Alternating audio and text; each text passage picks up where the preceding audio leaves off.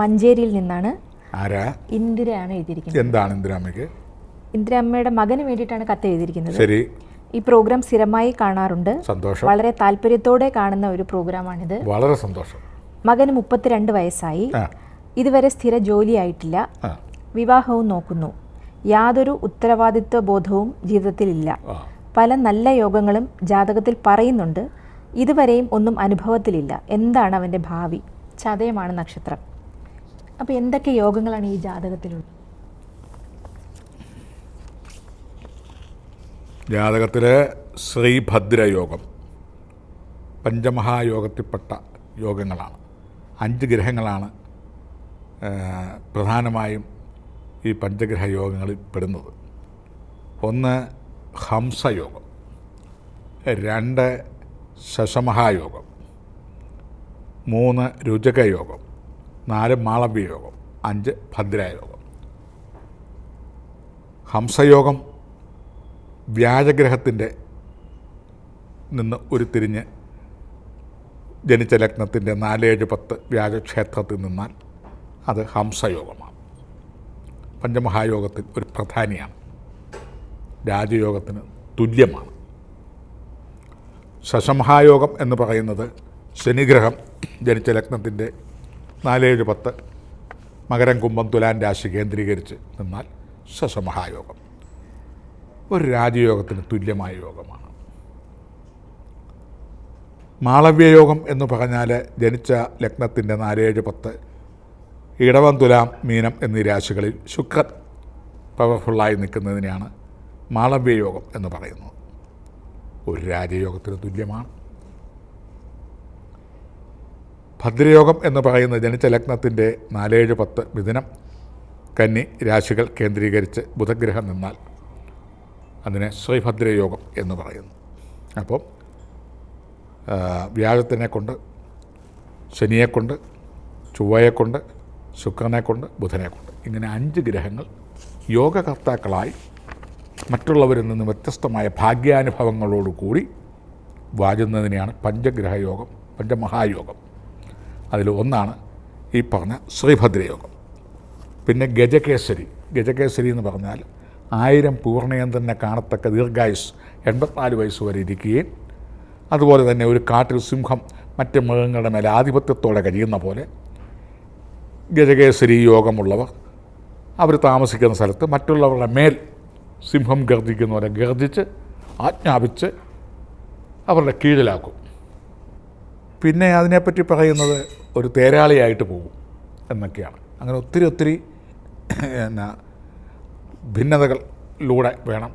അതിൻ്റെ ഫലം വലിയ ഭാഗ്യവും ഗർജിച്ച് ജീവിക്കാൻ ഉള്ള സ്ഥാനത്തിരിക്കുകയും അതനുസരിച്ച് വരികയൊക്കെ ചെയ്യുമെന്നുള്ളതാണ് ഈ രുചകയോഗം. പട്ടാളം, പോലീസ്, രാഷ്ട്രീയ നേതാവ് അതുപോലെയുള്ള അധികാരം ഒക്കെ കിട്ടുമെന്നാണ് പറയുന്നത്. ഹംസയോഗത്തിനും കലക്ടർ, നഗരപ്രധാനി, അതുപോലെ ഗ്രാമപ്രധാനി, രാജ്യതന്ത്രജ്ഞൻ, ഇങ്ങനെയുള്ള മേഖലകളിൽ ഉയർന്ന പ്രൊഫസർമാർ, ഈ മേഖലകളിലൊക്കെ വൈദികന്മാർ, മതപ്രമാണിമാർ, വൻകിട ജ്യോതിഷികൾ, ഇവരൊക്കെ വ്യാഴം ഉന്നതമായിട്ട് നിൽക്കുന്നവരും, പ്രവാചകന്മാർ, കവികൾ. ശുക്രൻ നിന്ന് കഴിഞ്ഞെന്നാൽ 1ാം സ്ഥാനങ്ങൾ അലങ്കരിക്കുന്ന നടീനടന്മാർ, ഗായകർ, കലാരംഗം. ചൊവ്വ നിന്ന് കഴിഞ്ഞാൽ കായിക രംഗങ്ങളിൽ, ഇങ്ങനെയൊക്കെ ഓരോന്നിലും ജനകോടികളുള്ളിടത്തോളം കാലം ഇതും കോടിക്കണക്കിന് ആളുകളായിക്കഴിഞ്ഞു. പണ്ടൊക്കെ എന്ന് പറഞ്ഞാൽ ജനങ്ങൾ ഇത്രയില്ല, നാമമാത്രമായ ജനങ്ങളാണ്. ഒരു കേസരി യോഗം അല്ല 2 കേസരി യോഗമുള്ളവർ ഒരു കരയിലുള്ളൂ. ഇന്നിപ്പോൾ ഒരു വീട്ടിൽ തന്നെ പല യോഗങ്ങളുള്ളവരാണ്. അപ്പോൾ അങ്ങനെ ആണ് ഈ യോഗനിലകൾ പറയുന്നത്. ശ്രീഭദ്രയോഗം, ഗജകേസരി യോഗം, രാജയോഗം, ഇങ്ങനെയുള്ള യോഗങ്ങളൊക്കെ ഉണ്ടെങ്കിലും ഒരു 4-5 പേര് നല്ല കാര്യങ്ങൾ ചെയ്യുന്ന ഒരാൾ എന്തെങ്കിലും ഒരു തെമ്മാടിത്തരം കാണിച്ചാൽ ബാക്കി 4 പേർ കൂടി ആ പരിദോഷം ഉണ്ടാകുകയില്ലേ, അവർ നയിക്കുന്ന പ്രസ്ഥാനത്തിന് കളങ്കം ഉണ്ടാവില്ലേ എന്ന് പറഞ്ഞ പോലെ ഈ യോഗനിലകളിൽ ഒരു ഗ്രഹം, ചൊവ്വാഗ്രഹം ഡൗണായിട്ടാണ് നിൽക്കുന്നത്. അതായത് മൗഢ്യത്തിൽ. മൗഢ്യം എന്ന് പറയുമ്പോൾ സൂര്യഗ്രഹവുമായി ഇത്ര ഡിഗ്രിയിൽ ഓരോ ഗ്രഹങ്ങൾ വരുമ്പം സൂര്യൻ്റെ അത്യുഷ്ണത്താൽ ശക്തിയാൽ ബാക്കി ഗ്രഹങ്ങൾ വീക്കായി പോകുന്നു. അങ്ങനെ ചൊവ്വാഗ്രഹം വീക്കായി പോയപ്പം ഈ രാജയോഗത്തിൻ്റെയും ഭദ്രയോഗത്തിൻ്റെയൊക്കെ ശക്തികൾ ബാക്കി ഗ്രഹങ്ങൾ കുറഞ്ഞു. അതുകൊണ്ട് ഏതാണ്ടൊരു 10-40 വയസ്സുവരെ ബാക്കി ഗ്രഹങ്ങളുടെ യോഗബലങ്ങളില്ലാത്തതുകൊണ്ടാണ് ഈ അമ്മയുടെ പരാതി, ഇവന് യാതൊരു ഉത്തരവാദിത്വവും ഇല്ല. അങ്ങനെയല്ലേ നമുക്ക് കാണാം.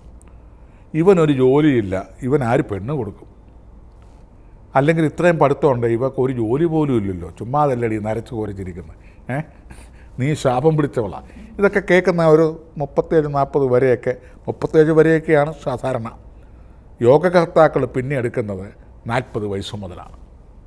37-നും 40-നും മധ്യേ യോഗകർത്താക്കളുടെ യോഗനിലകൾ എടുക്കുകയും ഈ പേരുദോഷങ്ങളെല്ലാം മാറ്റി അവൻ കഴിവുള്ളവനാണ്, അല്ലെ അവൾ കഴിവുള്ളവനാണ്, നല്ല ജോലി കിട്ടുക, നല്ല പ്രതാപം ഉണ്ടാകുക, നല്ല ഐശ്വര്യം ഉണ്ടാകുക, ഈ വക കാര്യങ്ങൾ, വസ്തു, വീട്, വണ്ടി, വിദേശ ധനം, ആജ്ഞാശക്തി, ഗ്രാമങ്ങളിലും സിറ്റികളിലും പ്രധാനിയാകുക, പല ഡാൻസ് ക്ലബ്ബുകളിലുമൊക്കെ അംഗമാകുക, ആയവർക്ക് അവൻ സ്വാമിയായിരിക്കുക, അത് സ്ഥലത്തെ പ്രധാന ദിവ്യനായി തീരുക, അല്ലെങ്കിൽ സ്ഥലത്തെ പ്രധാന മേഡം ആയിട്ട് തീരുക. അതിനകത്ത് വലിയ പഠിത്തമൊന്നുമല്ല കാര്യം. ഈ പണവും ദൈവാനുഗ്രഹവും എല്ലാം കൂടെ ഒത്തുകിട്ടും. ഈ പയ്യനും ഏതാണ്ട് 37-40 വയസ്സ് മുതൽ ശ്രീഭദ്ര യോഗം എടുക്കുന്ന ഈ കാലഘട്ടം മുതൽ വസ്തുഗ്രഹവാഹന കനകവേഷഭൂഷണാദി യോഗം, വസ്തു വാങ്ങും, വീട് വെക്കും, ഒന്നിലധികം ഫ്ലാറ്റ്, വില്ല, അല്ലെങ്കിൽ പ്രോപ്പർട്ടികൾ, വാഹനങ്ങൾ 2-3 അതുപോലെ പല ബാങ്കുകളിൽ നിക്ഷേപം, ഭാര്യയ്ക്കും പിള്ളേർക്കുമൊക്കെ ഇഷ്ടംപോലെ സ്വർണ്ണാഭരണങ്ങൾ, ആവശ്യത്തിന് യാചിക്കാൻ ചെല്ലുന്നവർക്കൊക്കെ വാരിക്കോരിയാരിയും വയറുവർഗ്ഗങ്ങളും വസ്ത്രങ്ങളുമൊക്കെ കൊടുക്കാനുള്ള പ്രാപ്തി, സർവോപരി കരയോഗത്തിൻ്റെയും ഗ്രാമത്തിൻ്റെയും സിറ്റിയുടെയൊക്കെ ഓരോരോ അംഗങ്ങളാക്കാനായിട്ട് ആളുകൾ മത്സരിച്ച് വരികയും അവരോടൊപ്പം നിന്ന് ഫോട്ടോ എടുക്കുകയും പാട്ട് പാടുകയും ഡാൻസ് നൃത്തങ്ങളൊക്കെ ചെയ്യുകയും, നല്ല പേരും പ്രശസ്തിയുള്ളവരോടൊപ്പം ഇരുന്ന് പാട്ട് കേൾക്കാനും ഒക്കെ എല്ലാവർക്കും താല്പര്യമില്ലേ എന്ന് പറയുന്ന പോലെ ചെറുകിടക്കാർ ആ നിരകളിലേക്ക് വരും. വൻകിടക്കാർ ചെറിയ അസൂയോടുകൂടി ഇവനിങ്ങനെ കടന്നു വന്നാൽ നമ്മുടെ സ്ട്രീറ്റ് പോകുമല്ലോ, പക്ഷേ എന്നാലും നമുക്കത് ഒളിച്ചു കളയാം എന്നുള്ളത്. ഉന്നതന്മാർ, എല്ലാ വിവിധ മേഖലകളിൽ പ്രാഗൽഭ്യത്തിൽ ജ്വലിച്ചു നിൽക്കുന്നവർ, അവരും കൈ കൊടുക്കും. ഇലക്ഷനൊക്കെ കഴിഞ്ഞ് വിജയിച്ചു വരുന്ന സ്ഥാനാർത്ഥിയായി ഉന്നതന്മാർ കൈ കൊടുക്കുകയും പൂമാല ഇടുകയൊക്കെ ചെയ്യുന്നില്ലേ? ഉള്ളുകൊണ്ട് താല്പര്യം ഉണ്ടായിട്ടാണെന്നാണോ വിചാരം? ഒന്നുമല്ല, പക്ഷേ അംഗീകരിച്ചേ മതിയാവും. ഈ ഗ്രഹങ്ങൾ യോഗ നിരകൾ അവിടെ കൊണ്ടെത്തിക്കും. ഇതിനനുസരിച്ച് നല്ല പ്രവൃത്തിയും കാര്യങ്ങളും കൂടി ഉണ്ടെങ്കിൽ ഈ വക വ്യക്തികൾ കയറിപ്പോകും.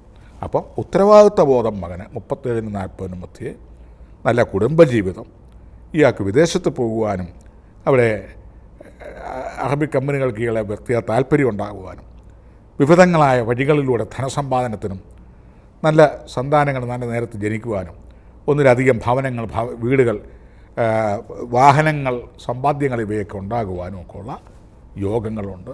ഈ ഉത്തരവാദിത്വമില്ലാത്തവൻ്റെ കീഴിൽ ഇവർ താമസിക്കേണ്ടി വരും, ഒടുക്ക ദൈവമായിട്ട്. ഇങ്ങനത്തെ ഒരവസ്ഥയിലേക്ക് വരും ശ്രീഭദ്ര യോഗം. അതായത് വെറും കരിയേപ്പില പോലെ കളയുന്നവനെ നമ്മൾ സ്വീകരിക്കേണ്ടി വരും സമയത്ത്. അതുകൊണ്ട് ആരെയും നമ്മൾ നിരാശരായിട്ട് കാണരുത്, നിസ്സാരമതിയായിട്ടും കാണരുത്. എല്ലാവരിലും ഒരു യോഗനില ഒരിക്കലുണ്ട്. അതുകൊണ്ടാണ് ആരെയും പുച്ഛിക്കാത്തത്. എപ്പോഴാണ് ഇവക്കേറി രാജാവാകുന്നെന്ന് പറയാൻ പറ്റുമോ എന്ന് പറയുന്ന പോലെയുള്ള ഒരു രാജയോഗത്തിൻ്റെ സമാനമാണ് ശ്രീഭദ്രായോഗം. ഈ 40 മുതൽ കണിശമായിട്ടും 57 വരെ ജ്വലിച്ചു നിൽക്കും. നിങ്ങൾക്കെല്ലാം പ്രിയങ്കരനായിത്തീരും.